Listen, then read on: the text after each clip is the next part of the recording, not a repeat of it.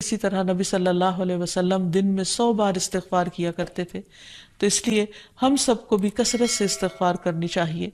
استغفار بیماریوں کا علاج بھی ہے اور اللہ کے عذاب سے بچانے والا بھی، اللہ سبحانہ وتعالیٰ کی رحمت پانے کا ذریعہ ہے، اور پھر بارش کے نزول کا ذریعہ بھی ہے، زراعت میں برکت کا ذریعہ، کبیرہ اور صغیرہ گناہوں سے معافی کا ذریعہ، اچھا اعمال نامہ پانے کا ذریعہ، یعنی قیامت کے دن انسان کو جن کی بخشش ہوگی ان کو خوشخبری دی جائے گی اور ان کا نامہ اعمال جو ہے وہ بہترین نامہ اعمال ہوگا۔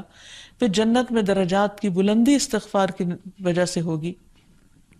تو اس لیے ضروری ہے کہ ہم اٹھتے بیٹھتے اپنے گناہوں کی معافی مانگتے رہیں، اور استغفار کے لیے انسان اپنی زبان میں بھی اللہ تعالیٰ سے بخشش مانگ سکتا ہے، لیکن بہتر یہ ہے کہ اگر انسان قرآنی دعاؤں اور مسنون دعاؤں کا سہارا لے اور ان کو سیکھ بھی لے، کیونکہ یہ ہم سب کی ضرورت ہے۔ سورۃ نوح میں اللہ سبحانہ و تعالیٰ فرماتے ہیں، حضرت نوح علیہ السلام نے اپنی قوم کو استغفار کرنے کو کہا، اور کیا کہا؟ فَقُلْتُ اسْتَغْفِرُوا رَبَّكُمْ، میں نے اپنی قوم سے کہا کہ اپنے رب سے استغفار کرو، اپنے رب سے معافی مانگو۔ تو نتیجہ کیا ہوگا؟ اِنَّهُ كَانَ غَفَّارًا، بے شک وہ بہت زیادہ معاف کرنے والا ہے۔ يُرْسِلِ السَّمَاءَ عَلَيْكُمْ مِدْرَارًا، تم پر آسمان سے خوب بارشیں برسائے گا، آسمان کو تم پر برسنے والا بنا دے گا۔ وَيُمْدِدْكُمْ بِأَمْوَالٍ وَبَنِينَ، تمہیں مال اور بیٹوں سے مدد دے گا۔ وَيَجْعَلْ لَكُمْ جَنَّاتٍ، تمہارے لیے باغات بنائے گا۔ وَيَجْعَلْ لَكُمْ أَنْهَارًا، اور تمہارے لیے نہریں جاری کر دے گا۔ آپ دیکھیں کہ ایک انسان کی خواہش کیا ہوتی ہے کہ اس کو کیا کچھ ملے، یعنی رہنے کا مقام اور حالات جو ہیں وہ پرسکون ہو، پھر اس کے بعد یہ کہ مال ہوں، بیٹے ہوں، باغ ہوں، اور زندگی کی اور آرائشیں اور نعمتیں ہوں۔ یہ ساری چیزیں کہاں سے ملتی ہیں، کیسے ملتی ہیں؟ استغفار سے ملتی ہیں۔ عام طور پر لوگ پریشان ہوتے ہیں، دکھی ہوتے ہیں۔ مثلا ایک شخص ایک بزرگ کی محفل میں آیا اور اس نے کہا کہ میرے حالات بہت تنگ ہیں، مجھے بہت پریشانی ہے، میرا رزق بہت تنگ ہے، تو آپ مجھے کوئی وظیفہ بتائیے۔ تو انہوں نے اس کو کہا کہ کثرت سے استغفار پڑھو۔ دوسرا آیا، اس نے کہا بچوں کی شادی نہیں ہوتی، تو آپ نے اس کو بھی کیا بتایا کہ کثرت سے استغفار کرو۔ تیسرا آیا تو کہنے لگا کہ بہت قحط سالی ہے، فصلیں اچھی نہیں ہوتی، تو آپ نے اس کو بھی استغفار کا بتایا۔ تو کسی نے ان سے پوچھا کہ بھائی 3 لوگ آپ سے 3 ڈفرنٹ مسئلے لے کر آئے ہیں، اپنی پریشانیاں لے کر آئے ہیں، آپ نے تینوں کو ایک ہی چیز بتائی ہے۔ تو اس پر انہوں نے یہی سورۃ نوح کی آیت پڑھ کر سنائی کہ دیکھو یہ قرآن میں اللہ کا وعدہ ہے، اور اللہ کا وعدہ سچا ہے۔ اللہ تعالیٰ کی بات سے بڑھ کر سچی بات کس کی ہو سکتی ہے؟ ہمارے پڑھنے میں کمی کوتاہی ہو سکتی ہے، لیکن اللہ کی بات میں کوئی شک نہیں۔ ذالک الکتاب لا ریب فیہ، یہ وہ کتاب ہے جس میں کوئی شک نہیں۔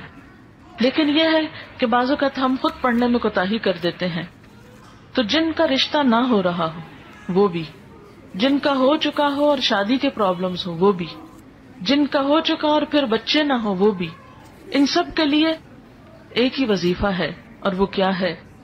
استغفار کا۔ پھر اسی طرح ایک اور جگہ پر ایک اور پیغمبر نے اپنے لوگوں سے کہا وَاسْتَغْفِرُوا رَبَّكُمْ ثُمَّ تُوبُوا إِلَيْهِ إِنَّ رَبِّي رَحِيمٌ وَدُودٌ، اپنے رب سے معافی مانگو اور اس کی طرف پلٹ آؤ، بے شک میرا رب رحیم ہے اور اپنی مخلوق سے بہت محبت رکھتا ہے۔ یعنی جب کسی بندے پر کوئی تکلیف آتی ہے تو ایسا نہیں کہ اللہ تعالیٰ اس پر خوش ہوتے ہیں اور جان بوجھ کے ستانا چاہتے ہیں بندوں کو۔ اللہ تو بندوں کے حق میں بہت مہربان ہے۔ پھر سوال یہ پیدا ہوتا ہے کہ تکلیف آتی کیوں؟ اگر وہ ہم سے محبت کرتا ہے اور وہ بہت مہربان ہے، تو بات یہ ہے کہ کچھ چیزیں ہم اچھے حالات میں سیکھتے ہیں اور کچھ چیزیں ہم ہارڈ شپ سے سیکھتے ہیں۔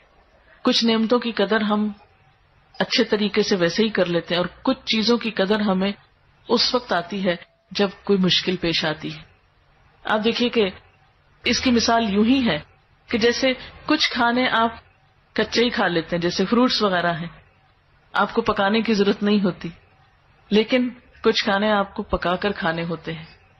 اسی طرح زندگی میں کچھ حالات ایسے ہوتے ہیں کہ جن میں آپ آرام سے سیکھ جاتے ہیں، یا کچھ باتیں آپ کو بغیر کسی مشکل کے سمجھ میں آ جاتی ہیں، لیکن کچھ باتیں آپ کو مشکل آنے پر سمجھ آتی ہیں.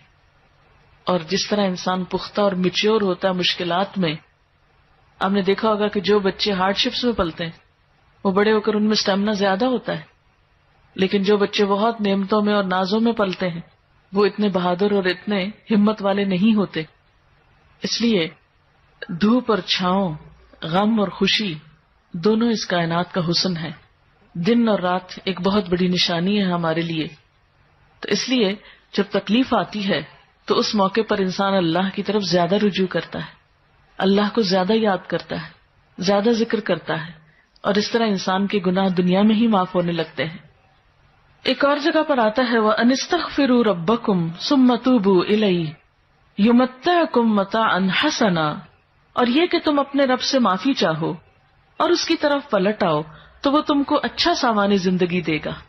یعنی دنیا کی اچھی نعمتیں کس سے ملیں گی؟ استغفار سے.